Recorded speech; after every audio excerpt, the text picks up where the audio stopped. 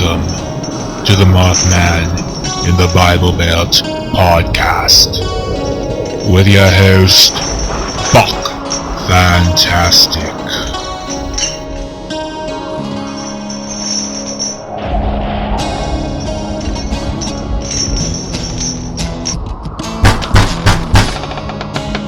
Girl Scout cookies.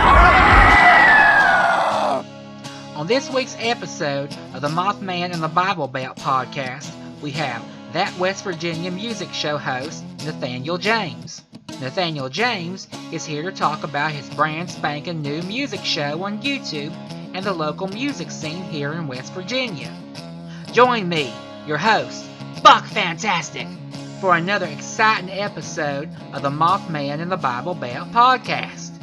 It's gonna rock! What has rock and roll ever done for you, Nathaniel James? What has rock and roll done for me? It's been a big part of my life. It really has. I've listened to rock music. I was raised on rock music. I had cool parents that, they went to see Ozzy when they were teenagers, when Ozzy was the devil and no one was supposed to go see Ozzy. And they raised me to kind of to be free, to not be afraid to express who I am, and to just to not take shit from people, really. That's kind of what rock and roll does for me. It gives me that attitude. It's that meaningful, not give a shit attitude. If those two can go together, I'm not sure, but I think they can. What inspired you to create that West Virginia music show? It just seemed like something that this area needed, something that not a lot of people were, no one else was really doing. It just started with an idea one day and we just went with it. Jamie and I were just toiling around. We have all the equipment to make this work. Why not bring some bands in, have some people on the show and be able to promote this? And, bands can use this as a marketing tool. That's kind of our goal. Is this going to be solely a rock show, or are y'all going to have all genres of music put on display from West Virginia? Yeah, we're open to everything. I think I have more connections in rock music, so it'll probably lean a little more rock. But I'm in the progress right now of booking I can't say who yet, but booking a very well-known blues artist in this area. I've been in contact with kind of an electronic type band. They want to be on the show. So, we're open to everyone. We want everyone to reach out, whether that's for a sit-down interview or if you just want to debut or premiere a song. We're open. We're open to whatever people want to do. I saw the first episode last night. What can viewers expect in future episodes? Hopefully we get some really good interviews, kind of shed some light on what's going on in the community, what's going on, with some of these bands. We've got the capability of setting up the band in our studio to do a live performance. So that's something we want to do with some of these musicians. A lot of people trash West Virginia, and we want to show, that we've got talent. We've got people that, are out there making music, and people need to support that. Why did you choose YouTube over public access?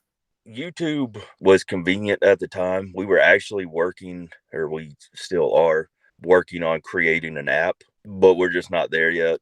It kind of came down to the wire that we needed to get this show out there. So it was just kind of the most convenient thing to do, but we're definitely open to, to look at other platforms, and we hope to do that too. Do you think West Virginia has a lot of great musical acts? I think we do. I think there's a lot of talent in the state, but people don't know about it. People need to get out and see some of these bands. And it's been difficult the last couple of years. COVID has been difficult. The economy, especially in this state, it's not always easy to go out and spend money at these places to see a show. But like I said, we want to help these bands promote what they're doing. And I really hope that, that through our show, we could build on the music community in West Virginia. How often will y'all be dropping new episodes? Right now we're looking at every other week, but once we get, the first episode's kind of getting the word out, kind of trying to drum up interest. So once we get bands or musicians that want to be on the show, we're shooting for once a week. But right now it's going to be probably every other week. I work a full-time job. So, I'll have to work on this after work and late at night and try to put it all together, when I have time to. What new music or old music are you currently listening to? I gotta admit, I mean, I'm not. There's not a lot of new music out there that I'm a huge fan of. I mean, I'm open to just about anything. I love my rock and roll. I love my heavy metal. But a lot of people don't know. I was a theater kid. I went to college for theater. I love show tunes. I love. This is a weird one. Not a lot of people get. I love polka music. I think there's a lot of talent in polka music. Besides Weird Al? Yeah. Weird Al does some cool stuff. But I like some old Frank Yankovic. That kind of stuff it's just feel good music. Not everyone gets it, but if you do get it, it's it makes you feel good to listen to upbeat, happy music that you don't really get in the mainstream. But Now, I'm open to everything. You've done Rocky Horror repeatedly, haven't you? I have. It's been first time I performed in Rocky Horror was 15, 16 years ago. I did over 100 performances, or I've done over 100 performances over the years. So that's got a special place in my heart too. No one's done Rocky Horror here since 2000. As far as I remember, the stage show itself. So it'd be great to have someone bring it back. I would love to. Again, that takes money that I don't have right now, and I think a lot of venues are afraid. A lot of venues associate Rocky Horror with some crazy shenanigans and stuff like that. So it's kind of tough. I've reached out to some people over the years, about setting up, especially in Charleston. I think it would be great. I think it'd be great to do the show in Charleston. But like I said, finding the finances and the venue has been a little difficult. Jamie Skeen, who did my podcast music, is your jack of all trades on your show. Are you working him ragged? I hope so. I hope so. No, Jamie's one of my best friends, and it's cool to be able to be on the same page with someone. And Jamie and I are, for the most part, on the same page about all of this, and it's easy. We bounce ideas off each other all the time, every day. Just a select few ideas actually make it through. But we're all the time trying to improve, and he's doing a lot of work. In addition to this, he's recording bands, mixing music. He's got a lot of projects on his plate. So this show's a little overload, but we're making it happen. You had Johnny Compton on as your first guest. I've seen him in concert in his act Johnny C. and the Scurvy. He knows covers. I haven't heard any of his original music before. I listened to what you had on your show. That was pretty awesome. A little sample. Now, you can't talk about anybody who's come on your show right now, correct? Any upcoming guests? Right. Not yet. Mamie White? We're we've got some people. I guess the main reason I don't want to say anything is because we haven't shot the interviews yet. Mm-hmm. So I don't want to be the guy that advertises, oh, hey, we've got this person on our show, and then something happened and we can't get the interview scheduled or whatever. But trust me, you'll be that hearing. happened to me. Yeah, I, it happens. And I was supposed to have Alexis K. Tyler on my show a few weeks ago, and she pulled out at the last moment. And that's fine. That's fine. That's fine. Yeah, it makes it difficult. But in our case, for our show, we do expect a couple announcements this weekend. So we're just trying to finalize a few things before we advertise it. On a national level, West Virginia has churned out many great musical acts like Kathy Mattea, Bill Withers, Brad Paisley, Lionel Cartwright, Hazel Dickens, Christian Lopez, Michael W. Smith, Byzantine, Sarah Farah, and Hillbilly Death Ride. Who's your favorite? Oh man, that's tough. That's tough. I mean, there's so many different genres of music in there. I've been a fan of Byzantine for a long time. Bill Withers, there's no denying his contributions. And everyone you named. I'll tell you a secret about Brad Paisley. His accent's not real. He talks like someone from Charleston. If I memory serves me correct, Brad's from up Glendale. Yeah, and he's got a. Well, this was a long time ago, probably 20 some years ago. His accent's more of like a Pittsburgh accent more than anything. So, I mean, I'm not saying anything bad, but that's the only reason I bring that up is because honestly, that's about the extent of what I know about Brad Paisley. Other than the fact that, he made it and makes a hell of a lot more money than I'll ever make. But I only met Kathy Mattea. She was nice. I got a picture with her. I've heard she's a delightful person, and that's cool. I mean, I know. And I actually like her music. I don't like any of Brad Paisley's music. I mean, I kind of like that little Dolly Parton duet thing he had, When I Get to Where I'm Going. But I mean, that's because Dolly's in it. Because Dolly's in it. No. I mean, and I'm not saying anything bad about him. I'm not very familiar with his music. I'm not a huge country person. Like I said, 20 some years ago, through some people that know him, I found out that his accent's fake. Yeah. So do you think it was wrong of Dolly Parton to reject the Rock and Roll Hall of Fame's nomination? I mean, she has recorded some rock songs before. They've been in the style of bluegrass or country, but she has, she's recorded Collective Soul Shine, the Eagles, Seven Bridge Road, Bread's If, Katrina and the Waves, Walking on Sunshine. She's done a lot of, you mentioned Collective Soul. Quick side note, they're one of my all-time favorite bands. Just throwing that out there.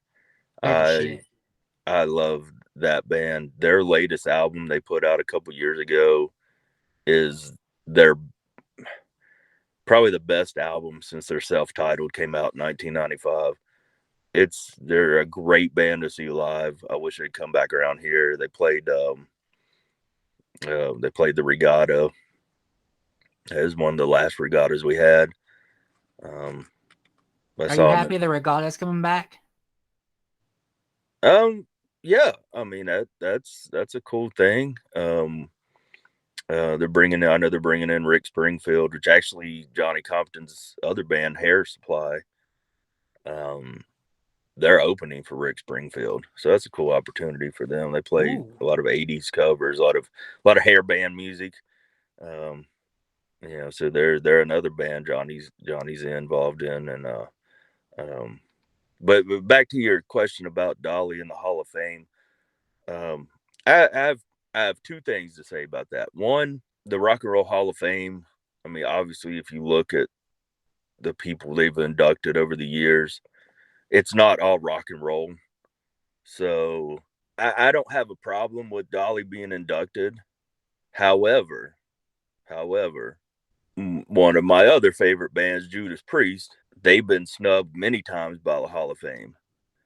And they're on the ballot this year, and the Rock Hall has a fan vote on their website, and basically they consider the top 5 bands in the fan vote.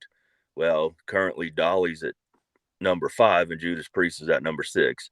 So if Dolly wants to step down and give a boost to Judas Priest, I'm cool with that. But like I said, I mean, Dolly's made so many contributions that she deserves it just as much as anyone. So it's just a little selfish of me. I want Judas Priest in the Rock Hall of Fame. Is this the year for Pat Benatar? I thought she got in last year. Did she not? Nope, No? she's nominated again this year. Well, yeah. Then I can definitely see that happening. Duran Duran's nominated, but I highly doubt they'll have Warren Cucurullo get inducted. You know, they act like he don't exist now. So, you never know. You never know. When Kiss was inducted, it was just a classic lineup, right? It was. And they inducted the original 4, but at that time the band was split up, but they all agreed to appear on stage together. You never know. You never know how these bands are going to react. I know when Van Halen got inducted, I don't think anyone from the band actually showed up to accept the award. I think you have to go with the people that made the most contributions. I think the original lineup, like Kiss, I love the original lineup of Kiss, so much, but there were also a couple other people in the band throughout the years that made major contributions. And I think those need to be recognized as well. But then there are also, let's just say there's one current member of Kiss that I don't like. And I think he's he's actually now the longest serving guitarist other than Paul Stanley in the band. But Tommy Thayer? Yeah. Yeah. And I've met Tommy. Tommy's a very nice guy. I just saw him on the Scooby-Doo episode. No, it was Scooby-Doo. It was Scooby-Doo and Kiss. They were investigating a haunted witch carnival, which Kiss owns. It was crazy. It was really crazy. It's on HBO Max, FYI. Yeah. Yeah. I mean, I love Kiss. Kiss is more than just music. It's the whole marketing thing, the merchandise that Kiss has. It doesn't matter. I mean, if you can imagine it, Kiss sells it. I mean, they literally sold bags of air for $5 with a Kiss logo on the bag and said it was air guitar strings. Who else sells bags of air and can actually convince people that there's something in the bag? That sounds like a Gene Simmons idea. Of course it is.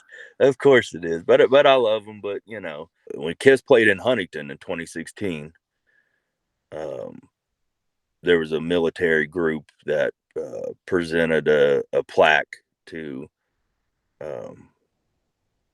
Tommy Thayer, for the contributions, the military contributions his father made, and so that was cool. As far as Kiss goes, he's a guy that's dressed up like Ace Frehley playing Ace Frehley songs. You left West Virginia for big money in Sin City as a big-time news director, only to come back to this hellhole. Why? Oh, man. I went to Vegas. When I went, was working in the news in Charleston, and Shelby had passed away, and things were tough. Things were tough, and I needed an escape from reality. As far as ending up in Vegas, Jamie and I were having dinner one day, and he said, "Man, wouldn't it be cool to live in Vegas?" And neither of us had ever been to Vegas. And I said, "Man," I said, "that would be cool." And a few days later, I kind of asked my boss, I said, "You know what?" I said, "Can you transfer me to Vegas?" Kind of as a joke. I didn't actually think they would. The same day, I get a call from a corporate person at the company I work for. "We heard you want to go to Vegas. We have an opening." I'm like, okay, yeah, let's do that. And then they offered me a decent paying job, and it was cool. I was actually working on an entertainment show. We had celebrity guests and stuff like that on the show, so it was outside of news. But it sounded good. I went out there, and I But you absolutely did, loved. Sorry, what was that? but you didn't love the strippers, Celine Dion, and the gambling. I could do without Celine Dion, but I love the strippers and the gambling. But that's the problem. That's the problem. It takes a lot of money to live successfully and comfortably in Las Vegas, and that just wasn't happening. And it was internal problems with that station I went to. I wasn't a fan of how they did things there. There were some. I have to be careful what I say because I'm Creative under. differences. There we go. Yeah, I do have a non-disclosure agreement uh, in place, so I have to be careful what I say. But I chose to be the better person and remove myself from a bad situation.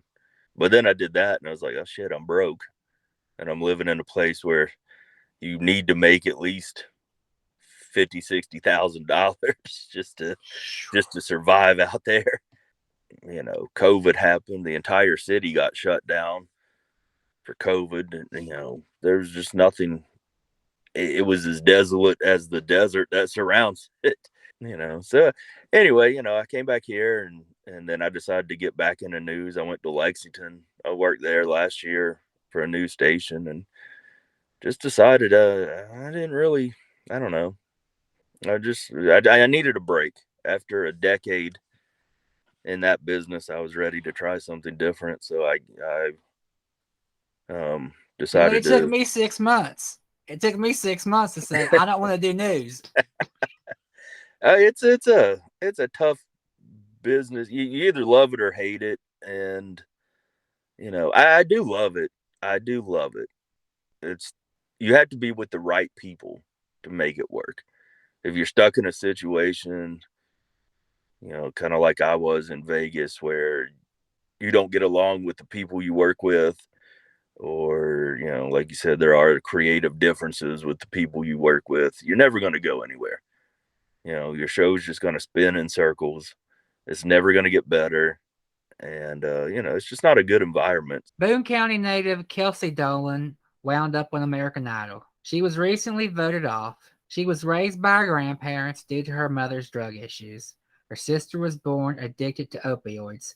Do you think the state's drug problem is hurting up and coming music acts by stereotyping all of us as drug addicts? There are a lot of issues that need to be worked out. We do have a pretty bad drug problem right now. West Virginia, there's a lot of there are a lot of stereotypes about West Virginia. It used to just be inbreeding. Now it's drugs. Yeah, exactly. I mean, I'm not sure what's worse. I wish, and there are some, there's some weird people in this state, but that happens everywhere. Mm-hmm. I wish people, the people on a national level that talk shit about West Virginia, I wish they'd come here and see what it's really like. We've got good, caring people, and we have talent, and that goes back to talking about this show I'm doing. I want to give these artists that have talent, I want to give them a platform to showcase what they can do, and to show people, hey, You may think West Virginia is a worthless place, but look what we have. Look what we've got. We're not perfect by any means. We got a lot of problems. We need to clean up some stuff. Um, we do need to, fix the drug problem. I mean, I think the last 3-4 years in Charleston, things have gotten pretty bad. especially Um, on the west side. yeah, yeah. So, I mean, we've got our issues. We've got work to do.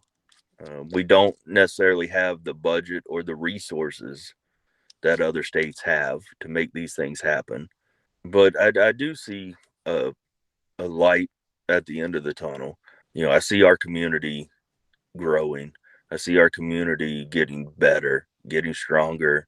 I hope that these people that have, that face addiction and that have these struggles, I hope that they can find a hobby, find something, like music, to pull themselves out of that. I mean, just look throughout history. Look at how many great musicians we've lost to drug usage. Yeah, This past week was the anniversary of Lane Staley's death from Alice in Chains. One of the greatest heavy metal voices, rock voices in in the last 30 years. It just shows you that well, Taylor Hawkins from the Foo Fighters just it passed would away appear last. it would appear that was an OD. Yeah, yeah. So I mean, it just He shows had a you lot of that. shit in him. Yeah, yeah, he did. So it just shows you that drugs don't care who you are. You know, a, a heroin overdose could happen to me. It could happen to you. Not that we do heroin, but it could happen to anyone if you do it. So I guess my message would be just don't do heroin, people. It's not Drugs are good for you. bad, okay? Yeah, exactly. It's not good for you. It's not good for you, especially if it affects your family. Do you think Madonna pumping a ton of ass fat into her face and flashing her knockers on Instagram is going to cause her music career to rebound? Um, when Madonna first came out, she was kind of hot. Now I don't want to see that shit. I, I don't I don't want to see no. Ugh, no. I mean, Her it's music has kind of tanked since the mid 2000s. She hasn't put out anything much of substance. And I don't know. She's having all these cosmetics. She's having her face tilted, all kinds of shit pumped into her face and her ass, and uh flashing her titties here and there. I mean, should she just retire? I mean, maybe not retire, but you know, go out, if you're going to if she's going to I don't know if she still tours or not, but if you're going to tour, go out. At this point in your career, you've got the greatest hits package that the fans want to hear. Go out, do that. We don't need to see you in your underwear or less than your underwear. Share the music that people love, but keep that shit covered up. Really, no one wants to see that. Did you get to watch that Wheeler Walker Jr. video I sent you? I watched part of it. Yeah, Do yeah. you feel That's that Wheeler Walker Jr. is a feature of country music? I mean, again, I'm not a huge country person, but I do think, especially for the youth, I see different trends. Um, you know, I He's work with not Georgia. He's not Florida Georgia line. um, and I think people like that. Um, I think people like that kind of not give a shit attitude. It's always intriguing. So I don't know. I mean, I feel like he's going to be successful. It kind of reminds me of some of the outlaw country music from the 70s and 80s. There was some stuff. You know, maybe not the same language being used in the songs, but people like David Alico and stuff. They did songs that were controversial at the time, and but they made a lot of money. sold a lot of tickets. So I think there is an audience for. I think there's an audience for what he's doing, and you kind of see it, the influence in some of the musicians that are popular right now. When I first heard Wheeler Walker Jr., I thought Ray Stevens meets Two Live Crew. That's what I thought. Yeah, I You can know, see about that. genius. So when are y'all shooting for your next episode to come out? If everything goes well, we're going to be doing a couple interviews this weekend. Okay. So once we get those shot, look for the end of the weekend. Look for an announcement as to who we have. Like I said, we're looking at a very well known name in the Charleston area. Does this person kind of look like a silver-fied Rick James by chance? I'm not. Well, I'm not gonna go into that. Not gonna go into those details. No. Okay. No, but I think this will be a great episode coming up. Like I said, we've got a couple bands. I'm not sure if we'll combine them into one episode or split them up into 2 episodes. But we've got some cool things in the works. Is there anything else you want to say about that West Virginia music show? We're on Facebook, facebook.com/TWMS. We're on YouTube, that West Virginia Music Show. Check us out, subscribe, give us a like, share. You can watch that West Virginia music show on YouTube. I want to thank my special guest, Nathaniel James. May your music show rock and flourish. For Mothman and the Bible Belt podcast outlet updates, guest bios, and direct links to social media, please visit mothmanandthebiblebelt.com. Thanks for listening.